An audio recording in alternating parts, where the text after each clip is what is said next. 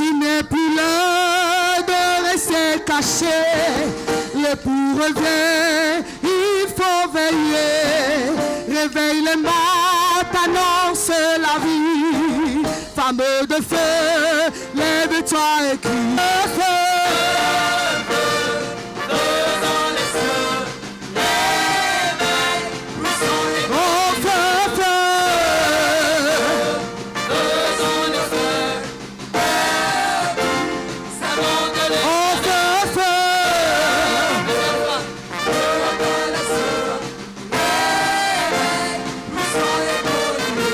Le séminaire Impact Plus, initié par le mouvement des servantes de Dieu du Bénin, a véritablement pris son envol après l'ouverture officielle par le patriarche Ernest Weum. Dans une atmosphère d'enseignement et d'édification, les participantes se sont plongées dans une série d'enseignements, tous axés sur le grand thème, le feu de la saison. Sous ce soleil, la loi des temps et des saisons existe.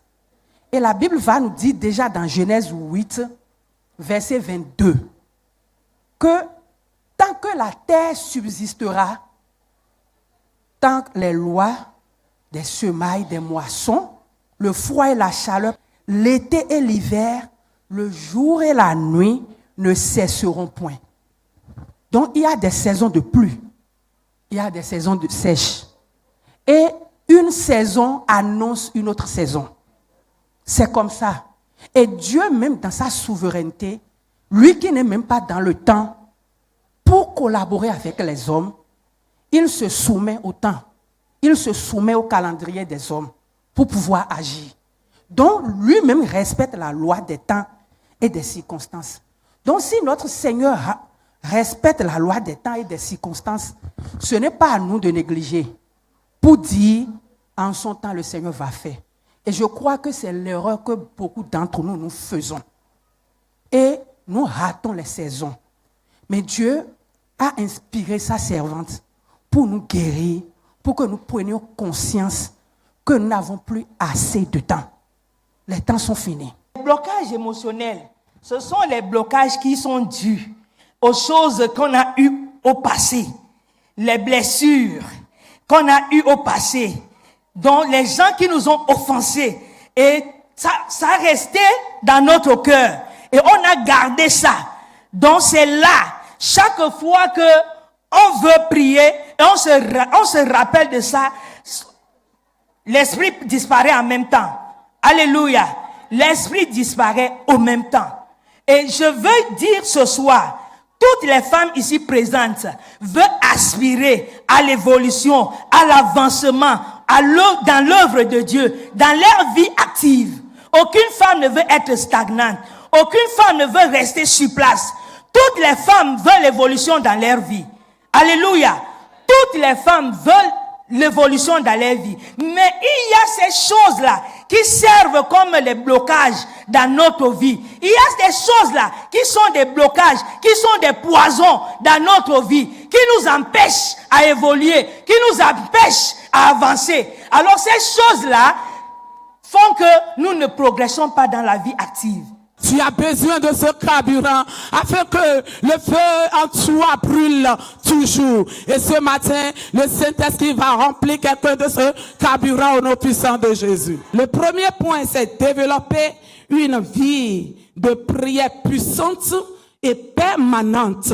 Jésus adressait la parole à ses enfants, à ses disciples, pour leur dire de toujours prier et de ne point se relâcher. Lorsque tu finis de lire la parole, lorsque tu finis de méditer la parole, tu dois entrer en prière. La prière est notre force. La prière qui bouge ta foi. La prière révèle ton attachement à Dieu, ta relation à Dieu. Tu ne peux pas me dire que tu es en relation avec Dieu. Tu ne peux pas me dire que tu es attaché à Dieu sans la prière. Le troisième jour, le rythme s'est intensifié avec plusieurs sessions d'enseignement. Point d'orgue de cette journée, l'intervention de l'apôtre Janine Haro. Son message, embrasé pour impacter les générations. Elle a livré des conseils pratiques, exhortant les femmes à raviver le feu de Dieu et à marquer leur génération d'une empreinte spirituelle forte. Ici, on nous dit que le règne de Dieu est éternel. Mais sa domination sur la terre dépend de nous, dépend des hommes. Une génération dominante doit nécessairement transmettre le feu à la prochaine génération. Sinon, on aurait vécu inutilement. Et mieux, la prochaine génération risque d'aller en captivité puisque n'ayant pas reçu cette transmission générationnelle de feu. Et parfois, nous finissons notre périple sur la terre. Nous finissons notre ministère sans successeur parce que nous n'avons pas préparé la succession. Dieu voit les générations futures. Nous sommes dans une génération et nous ne voyons que cette génération. Alors, comment allons-nous impacter les générations futures? Prenons la mère de Jésus, une femme simple, de rien du tout. Tu te dis que tu es simple, on ne te connaît pas. Mais mon Dieu connaît ton adresse. Quand l'ange est arrivé, il lui a parlé. Alors, elle n'a pas polémiqué. Quand on est trop intellectuel, on polémique. Elle a dit, je suis la servante du Seigneur. Qu'il me soit fait selon ta parole. L'enfant est né. Et jusqu'aujourd'hui, on parle de Jésus.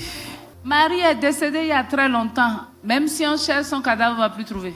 Mais le fait qu'elle ait dit oui, qu'elle ait accepté de porter le Sauveur, de garder le Sauveur, de l'encadrer, on parlera toujours de Jésus.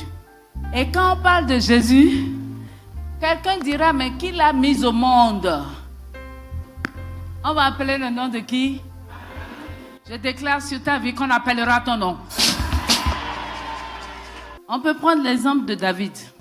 Quand on parle des psaumes, la plupart des psaumes, pas tous les psaumes, mais la plupart des psaumes ont été écrits par qui? Est-ce qu'on a effacé les psaumes de la Bible? Est-ce que David vit toujours?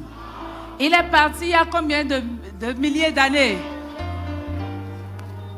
Tu n'étais pas né, hein? Tes grands-parents n'étaient pas nés. Ou bien, même Jésus n'était pas encore né. Il a écrit les psaumes. Et jusqu'aujourd'hui, ça a traversé les âges. Tout ce que tu feras traversera les âges. 3 jours d'enseignement, de prière et de partage intense ont porté le séminaire Impact Plus à son apogée. Entre ferveur spirituelle et communion fraternelle, les participantes repartent inspirées, fortifiées et décidées à allumer le feu de Dieu dans leur vie et à impacter leur génération.